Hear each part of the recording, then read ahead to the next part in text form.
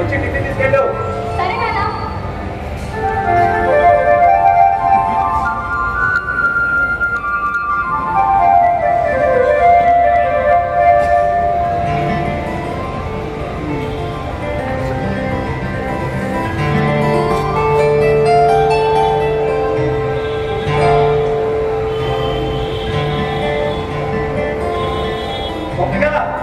నాకు టైం అవుతుంది.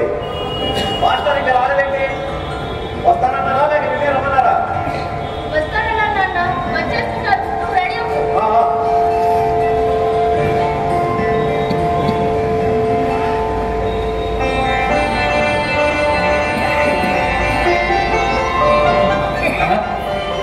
బాగా తినేసి బ్రేక్ కూర్చొని పడే సాయంత్రం వచ్చాక పెడతాను. ఓకేనా?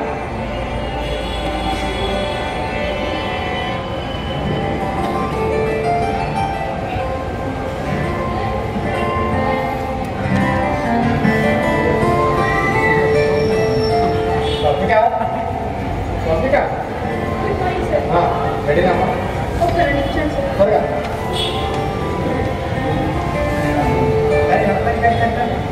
నమస్కారం అండి గౌరవం గారు.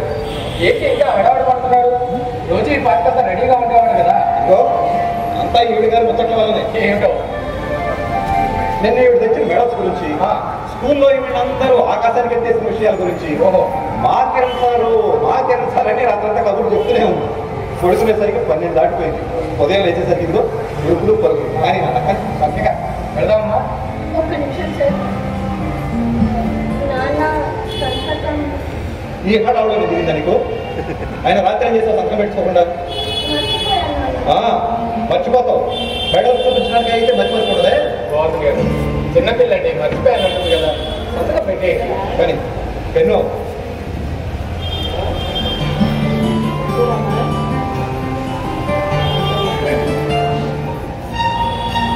ఏంటిది? లెక్కల్లో ఈ మార్కులు ఏంటి?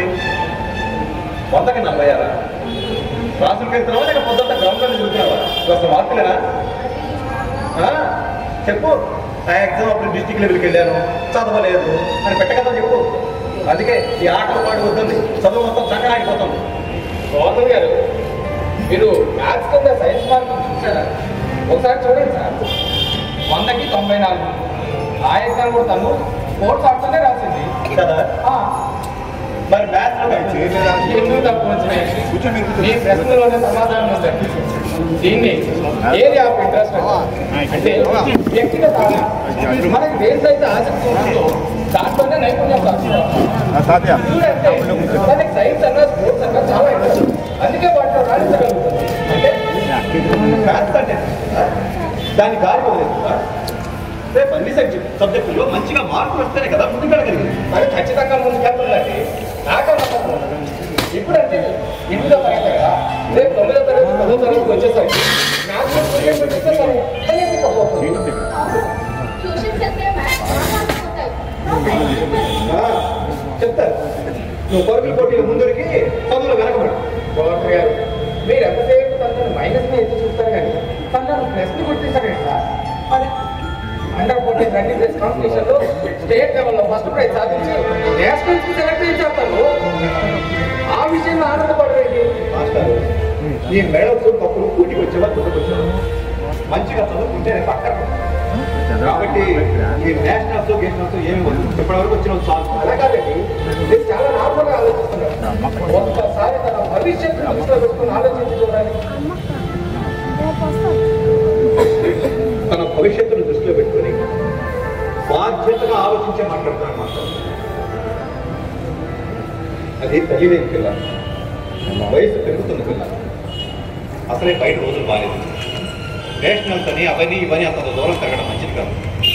కాబట్టి ఏదో 10th క్లాస్ పాస్ అయ్యి ఇంటర్ ఏమో చదివించేసి దాన్ని పెళ్లి చేసి పంపించేస్తే నా బాధ్యత తీరిపోతుంది. పెళ్లి చేస్తే బాధ్యత తీరిపోతుందా? తనకు మంచి భవిష్యత్తు ఇవ్వాల్సిన అవసరం లేదా? అయినా మీరు కూడా కోర్టులను తప్పంచనా వేస్తారు ఇట్లా.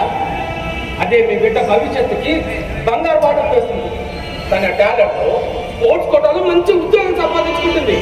తన భవిష్యత్తు తనే నిర్మించుకుంటుంది సార్. అయినా మీరు కూడా తెలిసి అందరు పేరెంట్స్ లాగా చదువు అని ఆలోచిస్తారేంటి సార్? అది కాదు, ఆటల ధ్యాసలు పడి చదువులు ఎక్కడ అశ్రద్ధ చేస్తుందోనని నాకు తెలుసు. దాని భవిష్యత్తు బాగుండడం కంటే నాకు ఏం కావాలి? అన్ని తెలుసుకోడు. మీరు ఎలా అంటే అలా, కానీ పాప మాత్రం జాగ్రత్త.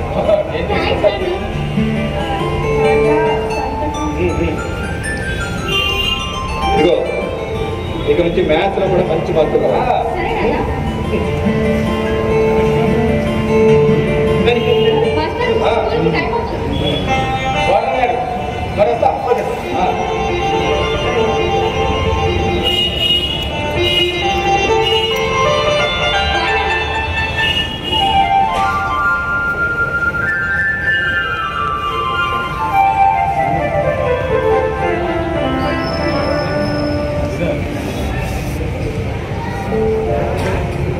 గోవర్ధన్ గారు, గోవర్ధన్ గారు,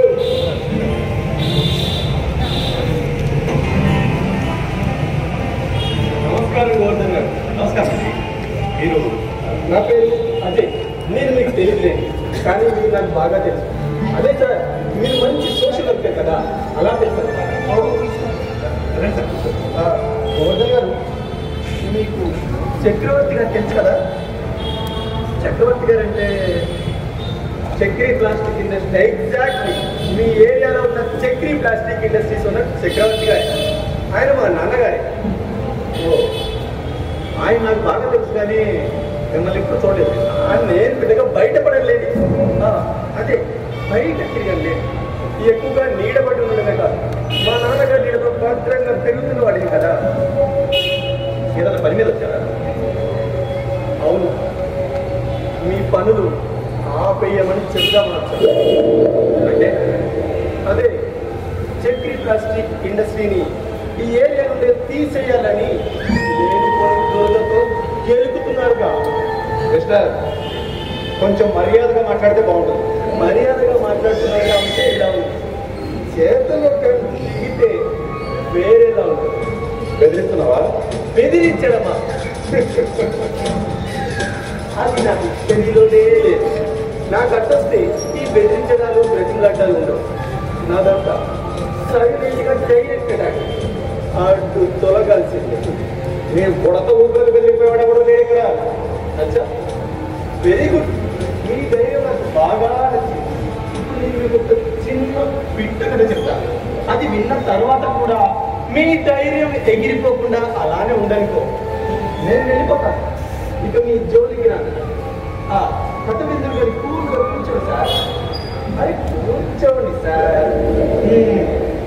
అనగనగనగనగా ఒక ఊర్లో ప్రశాంత్ నగర్ అనే ఏరియా ఉంది.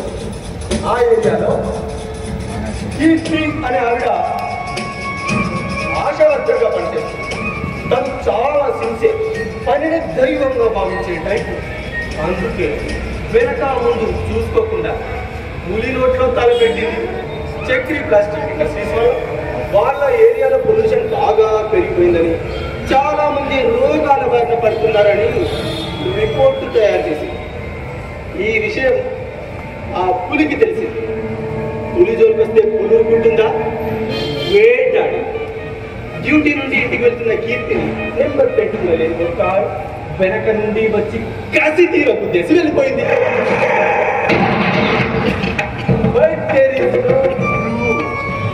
ఆ పులికి ఉన్న పలుకుబడితో ఈ విషయం దగ్గరలో కలిసిపోయింది. పాపం కీర్తి శేషురాలయ్యింది. అనవసరంగా ఎగర్చి వేస్తాను. నువ్వు పీకేదేమీ ఉండదు. ఏం పీకుతానో చూద్దుగానే. నీ పెళ్ళానికి యాక్సిడెంట్ కాదు, మర్డర్ అని చేయించిన నేనే చెప్పేదాకా నీకు తెలీదు. ఇంకా నువ్వు చేసేది ఎంత? ఏం చేస్తానో చూద్దుగానే. నీ కంపెనీని ముగించడానికి నేను చేస్తున్న ప్రయత్నాన్ని చూసి భయపడే కదా నన్ను వెతుక్కుంటే ఇక్కడ దాకా వచ్చావు. చూస్తూ ఉండు, నీ కంపెనీని త్వరలోనే ముగిస్తాను. నువ్వు మూయిస్తుంటే మూసుకొని కూర్చోవడానికి నేనమైన పిల్ల బచ్చగాడిని అనుకుంటున్నావా? నేను వయసులోనే చిన్నోడిని, వ్యవహారంలో చాలా పెద్దోడిని. మళ్ళీ ఇంకొక పిట్ట కథ రాసే పని నా పెన్నుకు కల్పించకండి కోరుతున్నారు.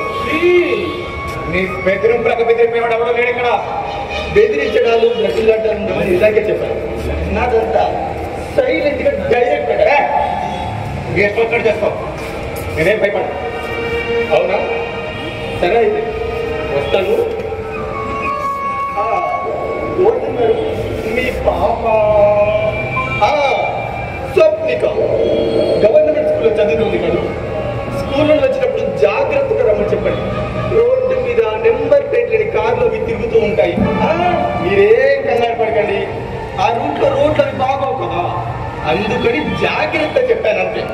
అయినా నేనేం భయపడలేదు. మీరు ఇందాకే అన్నారు కదా, మీరేం భయపడలేదు. వస్తాను.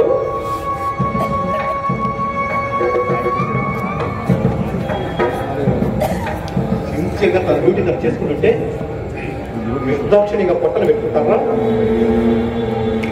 అంత చూస్తాను.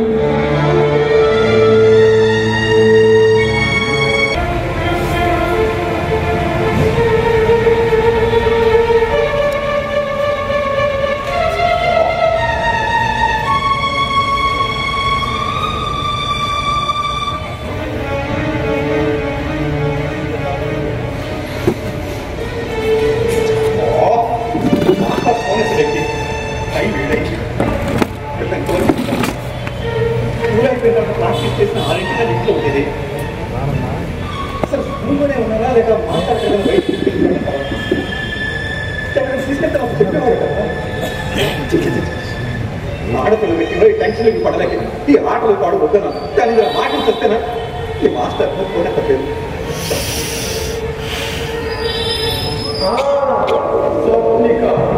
గవర్నమెంట్ స్కూల్లో చదివింది కదా.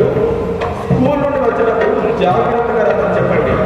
రోడ్డు మీద నెంబర్ ప్లేట్ లేని కార్లు తిరుగుతూ ఉంటాయి.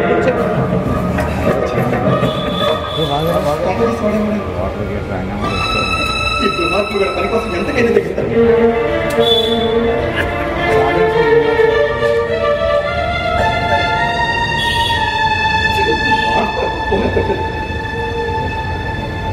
ఏంటి మాస్టారు ఎన్నిసార్లు ఫోన్ చేసిన ఫోన్ ఎత్తారేంటి? ఇప్పుడు దాకా ఎక్కడికి వెళ్ళారు? ఎంత రేట్ అయిందేంటి? అది వేరే పనిలో ఉంటే ఫోన్ సైలెంట్ పెట్టి మర్చిపోయానండి, చూసుకోలేదు. ఇందాకే చూశాను. అంత కూల్గా చెప్తారండి మాస్టారు. మీరు అంత కంగారు పడిపోయింది తెలుసా? ఎక్కడికైనా బయటకు వెళ్ళినప్పుడు తప్పితే ఎప్పుడు లేట్ అవ్వలేదు కదా. నా కాళ్ళు చేతులు ఆడలేదు. ఎందుకు అంత కంగారు? నేను ఉన్నాను కదా. చూడండి, పాప చాలా నీరసంగా ఉంది. తినడానికి చాలా పెట్టండి. నాన్న పెళ్లి ప్రశ్న కానీ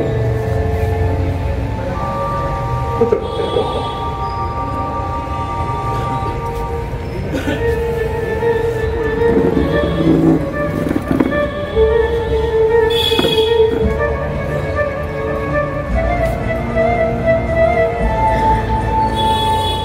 ఏంటి మాస్టారు పాప చాలా డల్గా ఉందండి. మీరేమన్నా అన్నారా? నేనేమంటానండి, గౌతమ్ గారు మీతో ఒక 2 నిమిషాలు మాట్లాడాలి. 2 నిమిషాలు.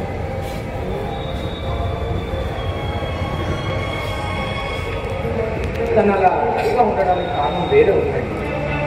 ఏంటది? ఏమన్నా జరిగిందా? ఎవరైనా ఏమన్నా అన్నారా? గౌతమ్ గారు కాస్త నిదానంగా మాట్లాడండి. ముందు నేను చెప్పేది మీరు ఇలా అనవసరంగా టెన్షన్ చేయాలి. మీరు ఇలా మాట్లాడుతున్నారంటే ఏదో జరిగింది. ఏం జరిగింది చెప్పండి సార్, త్వరగా చెప్పండి. మీకు అదే చెప్పేది, కాస్త నిదానంగా మాట్లాడండి. పాప వెళ్ళకపోతే డిప్రెషన్ ఫీల్ అవుతుంది. మాస్టర్కి దండం పెడతాను. నన్ను కంగారు పెట్టకుండా అసలు ఏం జరిగింది త్వరగా చెప్పండి. అదేంటంటే సాయంత్రం గ్రౌండ్లో ప్రాక్టీస్ చేస్తున్నప్పుడు పాప సడన్ గా పడిపోయింది. పడిపోయిందా? అంటే పరిగెడుతూనే పడిపోయిందా? దెబ్బలు దెబ్బలు ఏమీ తగ్గలేదు, ఏమీ కాలేదు. మీరు ఇలా అనవసరంగా కంగారు పడతారని ఇందాక ఫోన్ చేసి చెప్పలేదు. అయినా వెంటనే హాస్పిటల్ కూడా తీసుకెళ్ళాము. మరి ఏమైందంట? ఏమైందంట? ఎందుకు పడిపోయిందంట? ఆయాసం వచ్చి పడిపోయింది అంటే. ఇద్దరు కూడా 1-2 సార్లు గ్రౌండ్లో ప్రాక్టీస్ చేస్తూ బ్రీత్ కంట్రోల్ ఒకటే ఇబ్బంది పడుతూ ఉండేది. కానీ వెంటనే నార్మల్ అయిపోయింది. ఇది కామనే కదా అని అనుకున్నాను. కానీ ఇవాళ సడన్ గా పడిపోయింది. ఆ వెంటనే హాస్పిటల్ కూడా తీసుకెళ్ళాము. డాక్టర్ కూడా అన్ని టెస్ట్ చేశాడు. అది ఏంటంటే అది మరి ఏమన్నారు? అదే డాక్టర్ అసలు ఏం చెప్పారు? ఏమైందంట? ఆ లంగ్స్ ఏమో ఇన్ఫెక్ట్ అయ్యాయంటండి. కంగారు పడాల్సింది ఏమీ లేదట. కొన్ని జాగ్రత్తలు తీసుకుంటే త్వరగా నయమైపోతుంది అన్నారు. లంగ్స్ ఇన్ఫెక్ట్ అయ్యింది. దాని వయసు ఎంత మాస్టారు? ఈ చిన్న వయసులోనే లంగ్స్ ఇన్ఫెక్షన్ ఏంటి? ఇంకా డాక్టర్ ఏం చెప్పారు? దాని భవిష్యత్తులో ఇబ్బంది ఏం లేదు కదా? ఇబ్బంది ఏమీ లేదట. కొన్ని జాగ్రత్తలు తీసుకుంటే త్వరగా నయమైపోతుంది అన్నారు. కాకపోతే ఇది బ్రేక్కి సంబంధించిన సమస్య కదా. ఈ ఈ స్పోర్ట్స్ కూడా ఆడటం మానేయాలి అని అన్నారు. అదే అదు మీరు మొదటి నుంచి చెప్తూ ఎవరో ముందుకుంటూనే ఉన్నారు ఈ ఆట వల్ల ఏదో ఒకటి జరుగుతుందని కానీ నా మాటలు మీరు అనవసరంగా ఏదేదో ఊహించుకొని మాట్లాడకండి. ఇది ఆటల వల్ల వచ్చింది ఏం కాదు. నేను ఇలాగే తన దగ్గర కూడా మాట్లాడుతున్నాను. అసలే స్పోర్ట్స్ దూరం అవుతున్నానన్న బాధలో ఉందా? ఇంకా డిప్రెషన్లోకి వెళ్లకుండా జాగ్రత్త పడండి. చూడండి, ఏమీ అవ్వదు అన్న ధైర్యం, భవిష్యత్తులో మళ్ళీ స్పోర్ట్స్ ఆడే అవకాశం ఉంటుందన్న ఆశను కల్పించండి. చూడండి, మీరు ఇచ్చే ధైర్యంతోనే తను మళ్ళీ మామూలు. సరే అంత జాగ్రత్తగానే మాట వీలైతే 1-2 రోజులు పూర్తిగా తనతో మంచిగా స్పెండ్ చేయండి. ఇప్పుడు మీ కంపెనీ చాలా సరే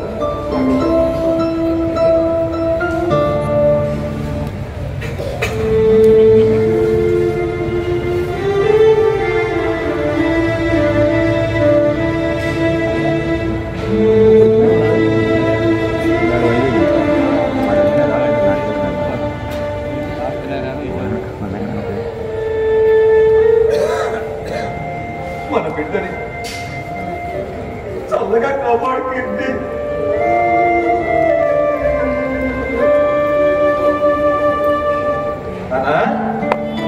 తొమ్మిగా రే తొమ్మిగా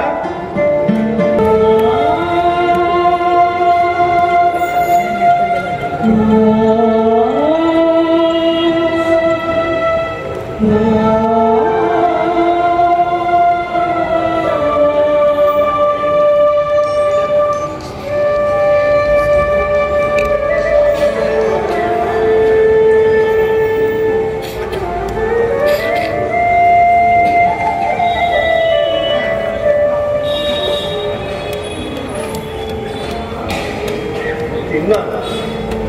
ఆకలిగా లేదు నాన్న. ఏం తిన్నావని ఆకలి లేకపోవడానికి కొంచెం తిన్నాను. ఏం తినాలనిపించట్లేదు నాన్న. ఆలోచించుకుంటుంటే అలానే ఆయన ఇప్పుడు ఏమైందని ఏమైందో డాక్టర్ అంతా చెప్పారు కదా. నేను స్పోర్ట్స్ ఆడుతున్నాను కదా. ఇప్పుడు స్పోర్ట్స్ ఆడుతున్న కొంపరాలు ఉండిపోతాయా? ఎక్కువగా ఆలోచించుకున్నా కొంచెం తిన్నాను. స్పోర్ట్స్ అంటే నాకు ప్రాణం నాన్న. నేను జీవితంలో స్పోర్ట్స్ ఆడాలని ఆలోచన నన్ను ఊపిరాడడంతో ఊపిరి బిక్కిరి చేస్తుంది. ప్లీజ్ నాన్న అలా మాట్లాడుతున్నా ప్లీజ్. మనం తప్పు చేస్తే దేవుడు మనల్ని శిక్షిస్తాడని అమ్మ చెప్పేది కదా. నేను ఏ తప్పు చేశానని నాకు ఈ శిక్ష వేశాను నాన్న దేవుడు. లేదు నాన్న నువ్వు ఏ తప్పు చేయలేదు. మరి ఎందుకు నాన్న దేవుడు నాకు ఎన్ని శిక్షలు వేశాడు? నాకు ఎంతో ఇష్టమైన అమ్మను నాకు దూరం చేశాడు. అమ్మ ఆలోచన నుండి నిదానంగా దూరం అవుతూ మళ్ళీ ఎంతో ఇష్టాన్ని స్పోర్ట్స్ మీద పెట్టుకున్నాను. ఇప్పుడు దానిని కూడా నాకు దూరం చేశాడు. అంటే నేనైనా ఇష్టపడి మీటింగ్ చేసిన తప్ప ఇవంటే కూడా నాకు చాలా ఇష్టం. ఇప్పుడు నీ మీద ఇష్టాన్ని పెంచుకోవాలంటే నాన్న ప్లీజ్ నాన్న అలా మాట్లాడతా ప్లీజ్. నిన్ను కూడా నాకు దూరం చేస్తే నేను ఎలా బతకగలను నాన్న? ప్లీజ్ తల్లి అలా మాట్లాడుతున్నా ప్లీజ్. అలా కాకుండా దేవుడు నాకు ఒక మేలు చేస్తే బాగుంటుంది. నాకు అచ్చం అమ్మ పోలిక అని ఎప్పుడు అంటూ ఉంటావు కదా. అమ్మలాగే నన్ను కూడా ఆ దేవుడు అడ్డంతరంగా ప్లీజ్ నాన్న అలా మాట్లాడుతున్నా ప్లీజ్. ఎప్పుడు డాక్టర్ గారు ఏం చెప్పారు? నీకేం కాదు, కాస్త జాగ్రత్తగా ఉంటే చాలు, అంతా నయమైపోతుందని చెప్పారు కదా. కాబట్టి నువ్వేం భయపడాల్సిన అవసరం లేదు కదా. కాస్త జాగ్రత్తగా ఉంటే చాలు, అంతా నయమైపోతుంది. నేను ఏం పాపం చేశానని నా ఇష్టాన్ని వదిలేసి భయపడుతూ బతకాలి నాన్న. అమ్మ ఉందా? అది అమ్మ వచ్చింది. మన తలరాత అమ్మ దగ్గర వెళ్తావా? ఏం చేస్తాం, అనుభవించాల్సిందే. తర్వాత అంటే బ్రహ్మరాత వాడు ఎలా రాస్తే మనం అలా ఆడాల్సిందే. ఆయన మనల్ని పుట్టించేది ఆయనే కాబట్టి. నన్ను పుట్టించింది అమ్మ కదా. కాదన్నా, మనల్ని కనేది అమ్మ, పుట్టించేది బ్రహ్మ. అంటే బ్రహ్మదేవుడు బొమ్మల్ని తయారు చేసి వాడికి ప్రాణం పోసి వాడికి తలరాతలు రాసి భూమి మీద మనల్ని మనుషులుగా పుట్టిస్తాడనమాట. అవునా? పూర్వజన్మలో చేసిన పాప పుణ్యాలను బట్టి మన తలరాతలు రాస్తాడు. నీకు ఇలా జరగడానికి నువ్వు ఇప్పుడు చేసిన తప్పులు లేకపోయినా గత జన్మలో చేసిన తప్పులే కారణం. ఎప్పుడో మనకు తెలియని గత జన్మలో చేసిన తప్పులకి ఎప్పుడు శిక్ష వేయడం ఇంత తప్పు నాన్న. మనం ఆ తప్పులు జరుగుతలేమా? బ్రహ్మదేవుని అడగలేమా? ఆయన దేవుడు కదా, ఆయన ఎలా ప్రశ్నిస్తాం చెప్పు? మన తలరాతనుకుని వెళ్ళిపోవడమే. వీడికి ప్రశ్నించే హక్కుందని ఆ సోషల్ సార్ చెప్పారుగా. అది మనుషుల వరకేనా? దేవుడిని ఎలా ప్రశ్నిస్తాం చెప్పు? అక్కడికి మనం ఎలా పెడతాం చెప్పు? ఉండలేమో నాన్న. అసలు ఆయన ఎక్కడ ఉంటాడు, ఎలా ఉంటాడు? ఆయన బ్రహ్మలోకంలో ఉంటాడు నాన్న. 4 తలలతో చాలా ప్రశాంతంగా ఉంటాడు. అది ఎక్కడుంది నాన్న? మనం అక్కడికి వెళ్ళలేమా? మనం మనుషులు కదా నాన్న, అక్కడికి ఎలా పెడతాం చెప్పు? అది పైన చాలా దూరంలో ఉంటుందన్నమాట. అవునే కానీ అవన్నీ వదిలేసుకున్నా అన్నం తిన్నాను. నాకు వద్దు నాన్న, ప్లీజ్. 2 ముద్దలు నేను తిప్పిస్తాను.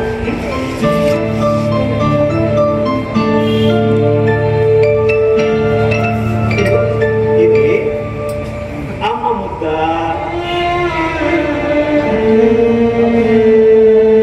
ఇది నాన్న ముద్ద. కొంచెం తినేసి అయిపోయింది. ఇంకా చాలా నాన్న.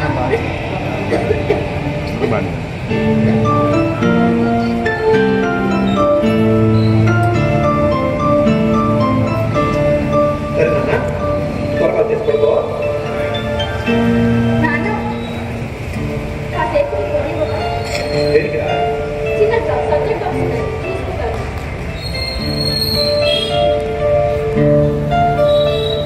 ఎక్కువసేపు చూడకు, కాసేపు చూసేసి త్వరగా తీసుకో.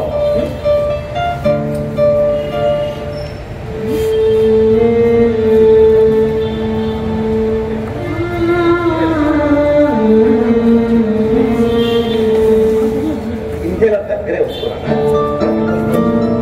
జాగ్రత్త.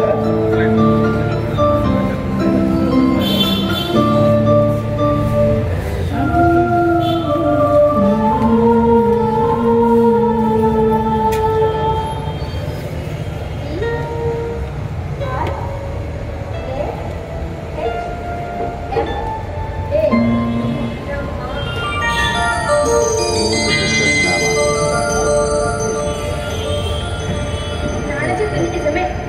బ్రహ్మదేవుడికి 4 కళ్ళు ఉన్నాయి. చూడడానికి చాలా ప్రశాంతంగా ఉన్నాడు. ఈయన గురించి నాన్న చెప్పిన విషయాలు కరెక్టే. నా ఈ దుస్థితికి కారణం అని ఈయన నాకు కనిపిస్తే నన్ను ఎందుకు ఇలా చేసావో నిలదీస్తాను. కానీ ఇది వెతకడం కదా, ఎక్కడో పైన దూరంగా ఉన్నాడని చెప్పారుగా నాన్న. నేను పైకి ఎలా వెళ్ళాలి? నేను పక్షులైనా బాగుంది.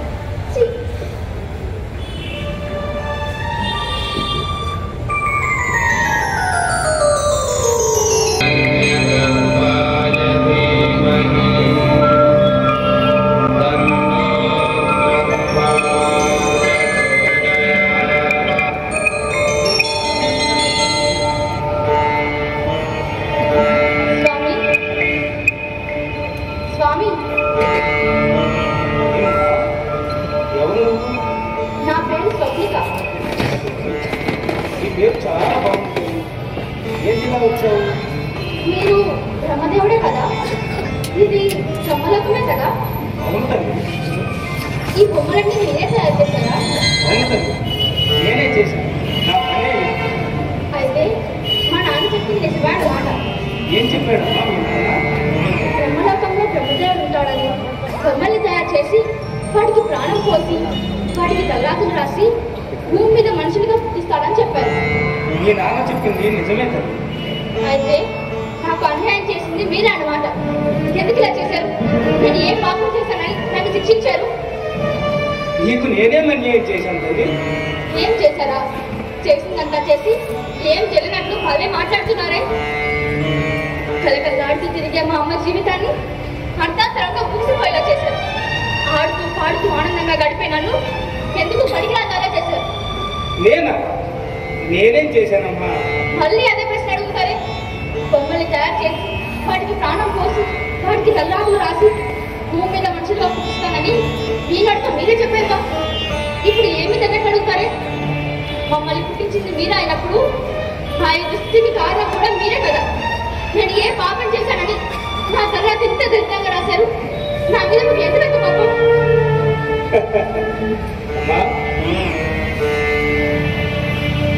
ఈ బొమ్మ నుదుటిపై ఏం రాసిందో చదువుతండి.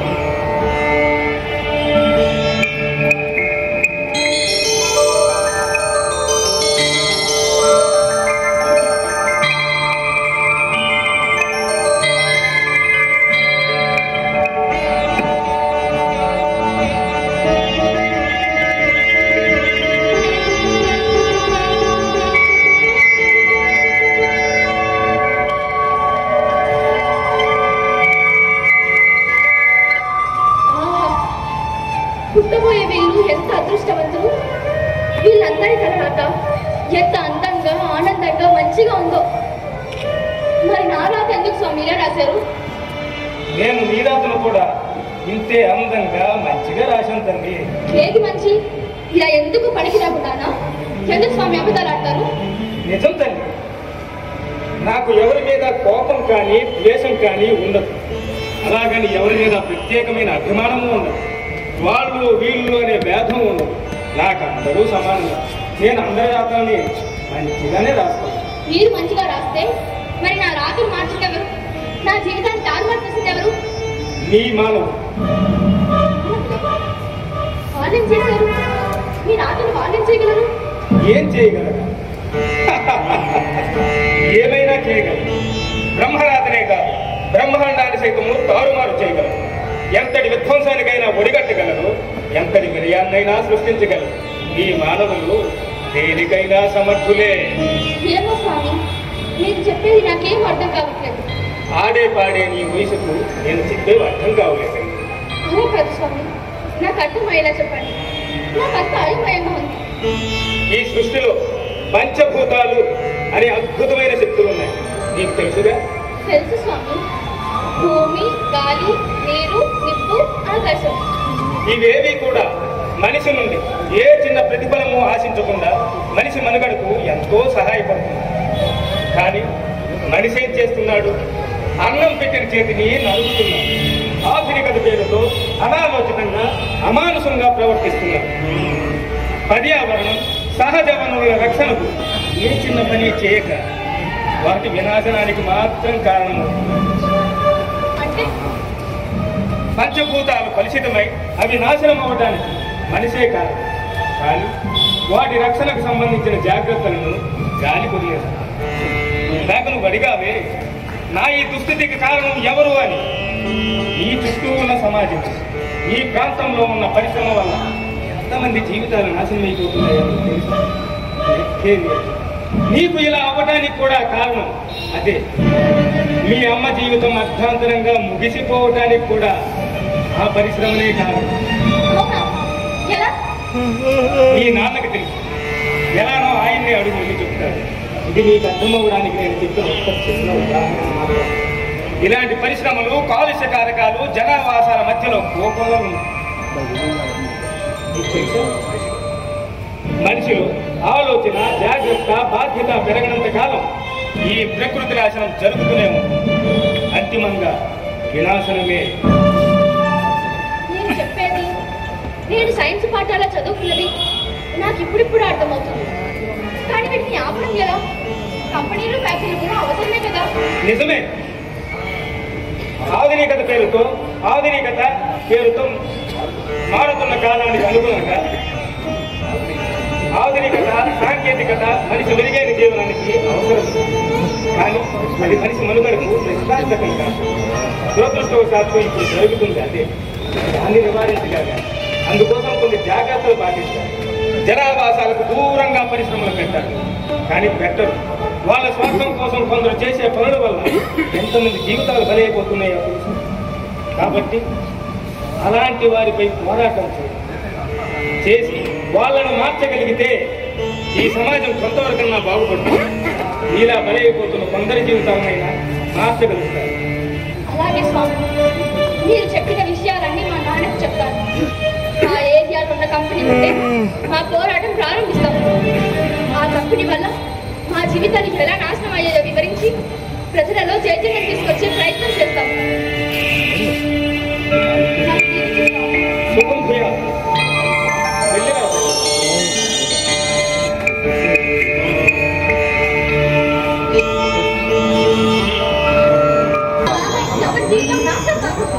ఎలాగైనా కంపెనీ నాకు తీర్చేస్తాను.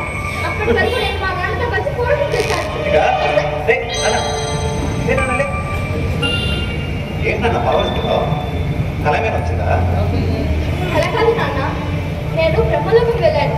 బ్రహ్మదేవుడితో మాట్లాడి వచ్చాను. అందుకే ఎక్కువసేపు ఫోన్ చూడకుండా ఎక్కువగా ఆలోచించకుండా త్వరగా పడుకోమని చెప్పింది. బ్రహ్మదేవుడు బ్రహ్మదేవుడు అని ఆలోచిస్తూ పడుకుంటావు. అవే విషయాలు కళ్ళలోకి వచ్చి ఉంటాయి. వెళ్ళి మంచినీళ్ళు తాగి పడుకో. వచ్చింది కళ అయినా కళలో కనిపించిన విషయాలు మాత్రం వాస్తవాలు నాన్న. ఏంటా వాస్తవాలు? అసలు నీ కళ్ళలో ఏం కనిపించాయి? నువ్వు చెప్పినట్టే ప్రశాంతమైన బ్రహ్మలోకంలో 4 కళల బ్రహ్మదేవుడు కనిపించాడు. నేను వెళ్ళేసరికి ఆయన బొమ్మలు తయారు చేస్తూ ఉన్నాడు. నేను ఆయనతో చాలాసేపు మాట్లాడాను. ఆయన నాకు చాలా విషయాలు చెప్పాను నాన్న. ఏం చెప్పాడు? మన జీవితం ఇలా అయిపోవడానికి కారణం నువ్వు చెప్పినట్టు ఆయన రాసిన రాత కాదు నాన్న. ఇది మనం రాసుకున్న రాత. అంటే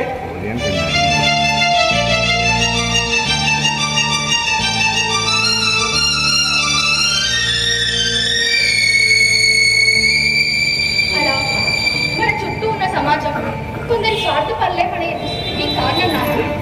మన ఏరియాలో ఉన్న ప్లాస్టిక్ ఇండస్ట్రీ నా ఈ పరిస్థితికి కారణం అంటాం. నేనే కాదు, దానివల్ల చాలా మంది రోగాల బారిన పడుతున్నారంటాం. కాబట్టి ఆ కంపెనీ నాకు ముందు తీయించాలి నాన్న. అందుకోసం మనం ప్రయత్నం చేయాలి.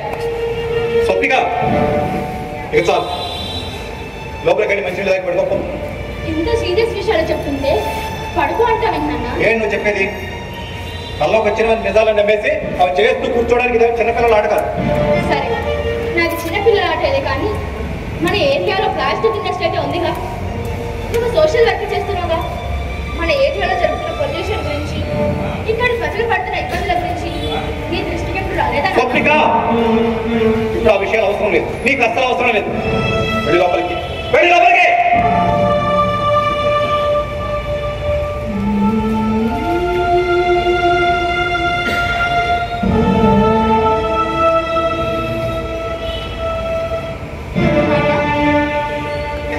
నేను ఒక విషయం అడుగుతాను, నిజం చెప్తావా?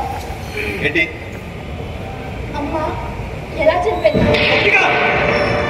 ఏంటి వాడు కొత్తగా? మీ అమ్మ డ్యూటీ నుండి వస్తూ యాక్సిడెంట్ లో చనిపోయిన విషయం తెలుసు కదా? అది నిజమేనా నాన్న? స్వప్నిక, నీకు పిచ్చి పట్టిందా? ఎందుకు ఎలా మాట్లాడుతున్నావు?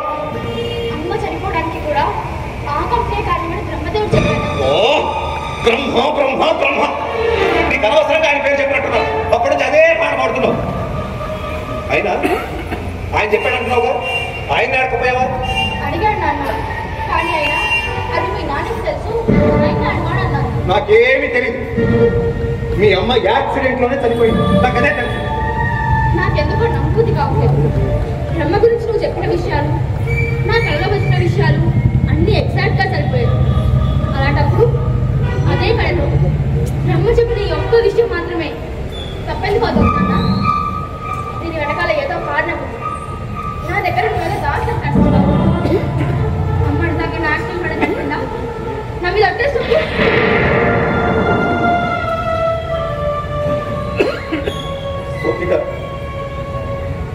మొన్నటి వరకు అయితే ధైర్యంగా ఉంటేసి అవునని చెప్పేవాడున్నా. కానీ ఇప్పుడు చెప్పలేని పరిస్థితి. మీ అమ్మది యాక్సిడెంట్ కాదు, ప్లానెడ్ మర్డర్ అని నాకు మొన్ననే తెలిసింది. ఆ విషయాన్ని నన్ను అడగకూడదు. నువ్వు తెలుసుకోకపోవడం మంచిది నాన్న. ఎందుకు తెలుసుకోకుండా?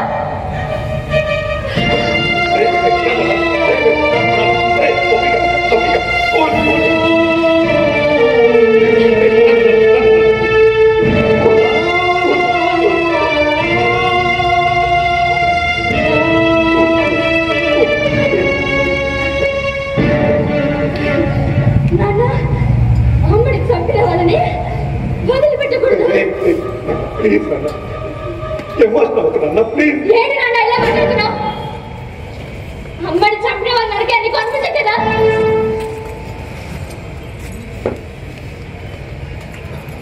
పాపం అమ్మ ఎంత మంచిది. తనే తప్పు చేసిన చంపేశాను నాన్న. అసలు వాళ్ళని ముక్కలు ముక్కలుగా నరికి ప్లీజ్ ఆ విషయానికి మాట్లాడుతున్నా ప్లీజ్. నువ్వేనా నాన్న ఇలా మాట్లాడేది? అంటే అమ్మది మాట్లాడని తెలిసి కూడా నువ్వు ఇలా మాట్లాడుతున్నావు అంటే ఈ పాపంలో నీకు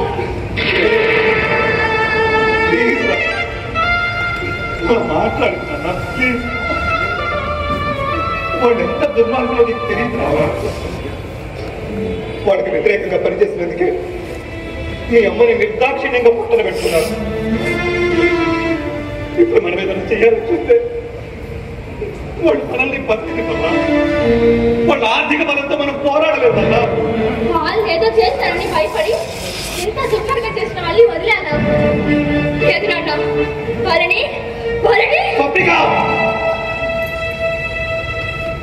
ఈ విషయం గురించి ఇంకొక మాట మాట్లాడినా నేను చచ్చిన తోటే. వెళ్ళి లోపలికి, వెళ్ళి లోపలికి.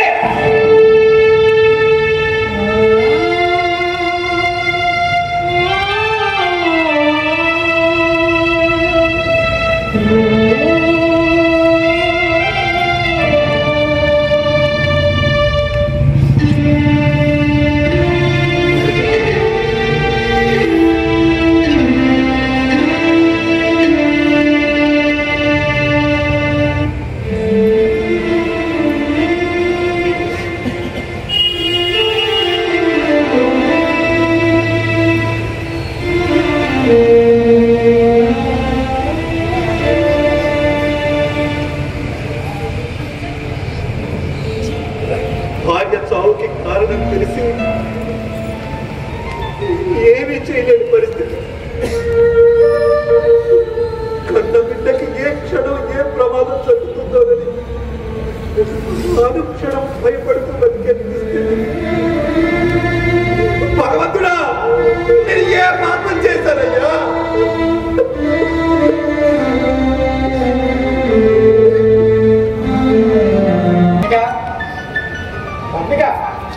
రెడీనామ్మా? ఏంటిది స్కూల్కి రావట్లేదు నువ్వు?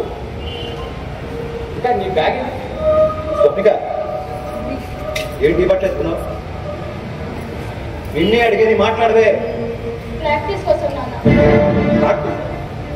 ప్రాక్టీస్ ఏంటి? ఏంటి మాస్టారు? డాక్టర్ గారి మాట లెక్క చేయకుండా నాతో మాట మాత్రం కూడా చెప్పకుండా మళ్ళీ మీరు ఇద్దరు మొదలైసారా? కాదా? నాకేం తెలియదు నాన్న. ఇది నా డిసిషన్. నీకు వెంటవా? డాక్టర్ ఏం చెప్పారో తెలుసుగా? పరిగెత్తే పోతాను అన్నారు. అంతేగా ఉండి వాళ్ళు చేసేది ఉంది. ఆ విషయం గురించి మాట్లాడితే నేను చచ్చినంత ఒట్టాను. నీ మీద ఒట్టు పెట్టుకుని నా నోరు ఉంచాగా. అందుకే నేను మాట్లాడు చేతతోనే చూపిస్తాను. నేషనల్స్ లో గెలిచి మీడియా అందరి ముందు ఆ కంపెనీ నా జీవితాన్ని ఎలా నాశనం చేసిందో, ఎందరి జీవితాన్ని ముగిపరిచిందో మొత్తం వివరిస్తాను. దాంతో చచ్చినట్లు ఆ కంపెనీ మూసేయగలం. నేను తెరవడం కోసం కాదు, ఆ కంపెనీని మూయించడం కోసం పరిగెడతాను. తప్పకుండా గెలిచి తీరుతాను. మాస్టరు, ప్రాక్టీస్ వెళ్దామా? నువ్వేం మాట్లాడుతున్నావు నాకేం అర్థం కావట్లేదు. ఆ అమ్మ జీవితం ప్రకాశంగా ముగిసిపోవడానికి, నా బ్రతుకు ఇలా నాశనం కావడానికి కారణం ఈ ఏరియాలో ఉన్న చక్రీ ప్రెస్ దాన్ని ఊహించేదాకా నాకు మనసాది లేదు. వాళ్ళెంత దుర్మార్గంలో నీకు తెలియదు నాన్న. వాళ్ళకి ఎదురెడితే వాళ్ళ బతకనివ్వరా? నువ్వు అన్నది కరెక్టా నాన్న? వాళ్ళకి వాళ్ళకి ఎదురెళ్తా దుర్మార్గులు మనల్ని బ్రతకనివ్వరు. అందుకే మనం ఎదురెళ్ళలేదు, డైరెక్ట్గా వెళ్తున్నాం. మనం ఈ ప్రయత్నంలో ఉన్నామన్న విషయం వాళ్ళకి ఎట్టి పరిస్థితి తెలియదు. తెలిసేసరికి వాడు ఉండడు, వాడి కంపెనీ ఉండదు.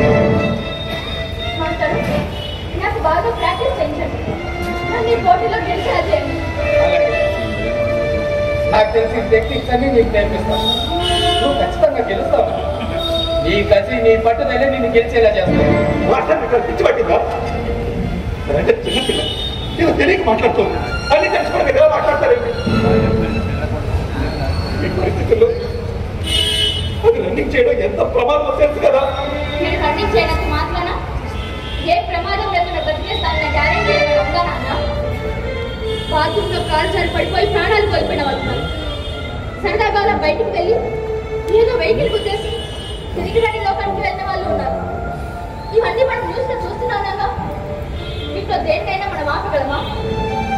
జరిగేది జరగక మన చేతుల్లో ఏమీ లేదు, ప్రయత్నం తప్ప. సో మనం గెలుస్తామన్న ఆశతోనే నేను ప్రయత్నిస్తాను. ఆ తర్వాత దైవది ప్లీజ్ నాన్న, నాకు ప్రాక్టీస్ గారు తను చిన్నదైనా చాలా చక్కగా చెప్పిందండి. భయపడుతూ కూర్చుంటే భయం తప్ప మనకు ఒరిగేది ఏముంది చెప్పండి. ప్రయత్నిస్తేనే గెలుపోవటం ఏదో ఒక ఫలితం దక్కుతుంది. ఫలితాన్ని ముందే ఊహించుకొని భయపడి కూర్చోవడం మూర్ఖత్వం అవుతుంది. అయినా మీకు నేను చెప్పేది ఏమిటి చెప్పండి. తన ధైర్యంగా దీవించుకోకండి, ఖచ్చితంగా విజయం సాధించుకునే వస్తుంది.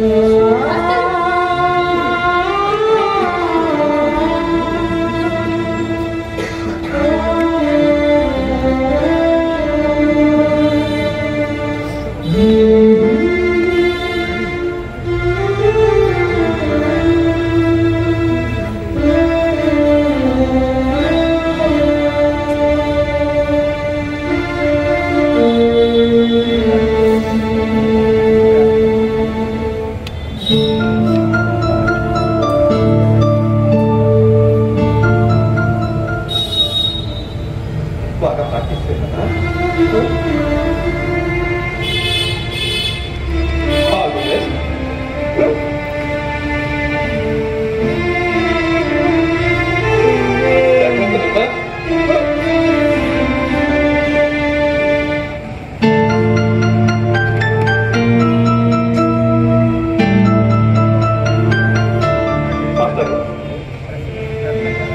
తనకి బాగా ప్రాక్టీస్ చేయించండి. తను తప్పకుండా గెలిచి తీరాలి, తప్పకుండా గెలిచి తీరాలి.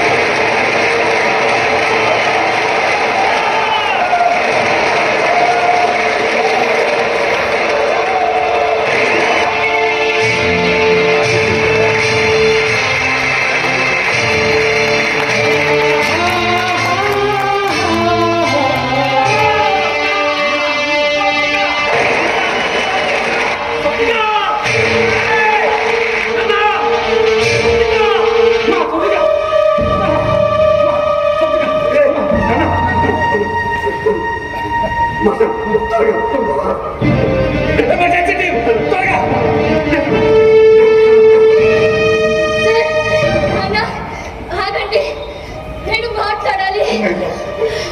మీడియాతో మాట్లాడాలి.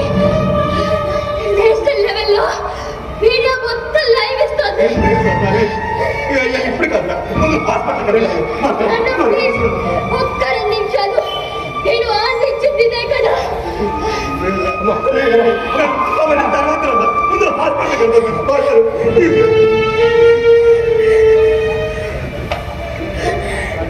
అందరికీ నమస్కారం. నేను ఈ చిన్న వయసులోనే ఈ పరిస్థితుల్లో ఉండడానికి కారణం మా ఏరియాలో ఉన్న చక్కెర ప్లాస్టిక్ ఇండస్ట్రీ.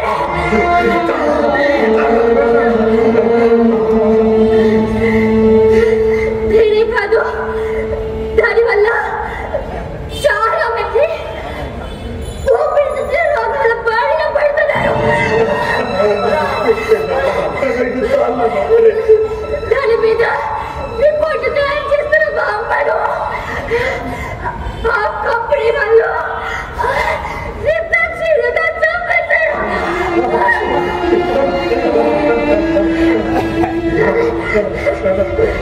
వాళ్ళ దుర్మార్గాలని మీ అందరి దృష్టికి తీసుకురావాలని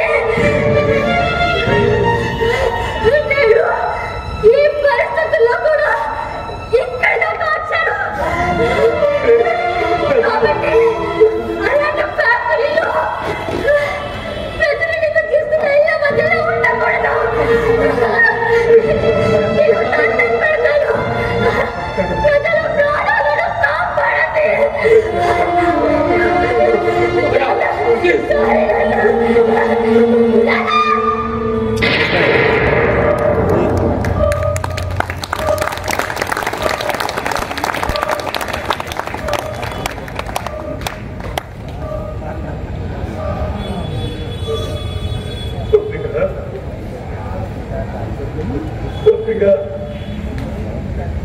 Sorry.